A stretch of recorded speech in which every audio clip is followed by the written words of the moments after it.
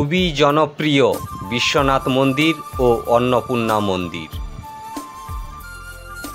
বেলদা কেশিয়াড়ি রোডের গঙ্গা যমুনায় অবস্থিত এই দুটি সৌন্দর্যময়ী মন্দির একসঙ্গে রয়েছে। এলাকায় বেশ জনপ্রিয় এই দুটি মন্দির। মন্দির দুটি শুধু অসাধারণ সুন্দর নয়, পাশের প্রাকৃতিক পরিবেশও খুবই অসাধারণ এবং শান্ত পরিবেশ। বেলদা থেকে কেশিয়াড়ি যাওয়ার পথে বেলদা থেকে 2-3 কিলোমিটার দূরত্বে রাস্তার ধারেই বাম দিকে পড়ে এই মন্দির দুটি। আসুন আপনাদের প্রথমে বিশ্বনাথ মন্দির অর্থাৎ মহাদেবের মন্দির আপনাদের ঘুরে দেখাই। জয় বাবা ভোলেনাথ। এই মন্দিরের পাশেই মা অন্নপূর্ণা মন্দির দেখতে পাচ্ছেন। এই মন্দির দুটির চারপাশের পরিবেশ খুব সুন্দর, পরিষ্কার পরিচ্ছন্ন, অনেক গাছ রয়েছে,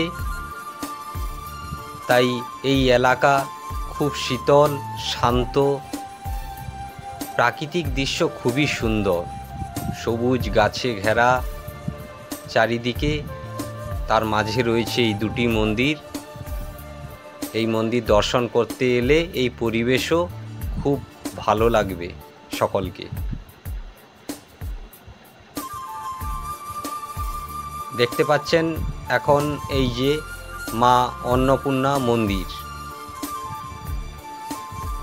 খুবই সুন্দর মন্দিরটি। এরপর আমরা আপনাদের এই মন্দিরের ভেতরে নিয়ে যাব।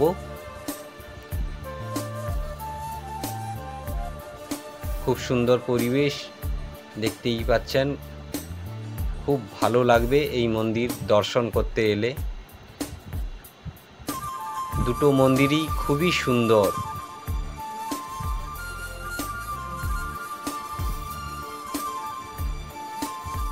আমরা এখন মা অন্নপূর্ণা মন্দিরের ভেতরে প্রবেশ করছি।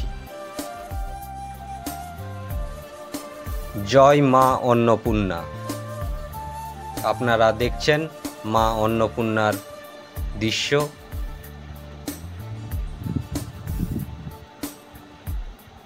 আপনাদের একটি বিষয় জানিয়ে রাখি, এই মা অন্নপূর্ণা মন্দির বিয়েবাড়ির জন্য খুবই জনপ্রিয়। সারা বছর ধরে এই মন্দিরে প্রচুর বিয়েবাড়ি হয়। এই মন্দিরের দেওয়ালে বিভিন্ন মূর্তি খোদাই করে সুন্দরভাবে রঙের মাধ্যমে ফুটিয়ে তোলা হয়েছে। বেলদা কেশিয়াড়ি রোডের গঙ্গা যমুনায় অবস্থিত এই মন্দির দুটি খুবই সুন্দর মন্দির এবং এই মন্দিরের পরিবেশ খুবই সুন্দর, অসাধারণ। আপনারা দর্শন করতে আসতে পারেন। এই মন্দির দুটি খুবই ভালো লাগবে এই মন্দিরে এলে।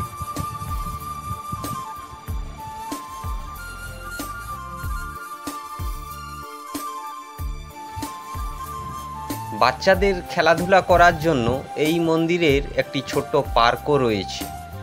সেই পার্কের একটি দৃশ্য আপনাদের সামনে তুলে ধরলাম। আজকের আমাদের এই মন্দিরের ভিডিওটি কেমন লাগলো তা কমেন্টে জানাতে ভুলবেন না।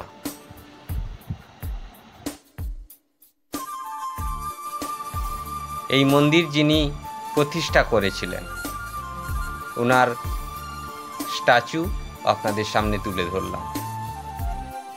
দেখা হবে পরবর্তী ভিডিওতে। সকলে ভালো থাকুন। ধন্যবাদ।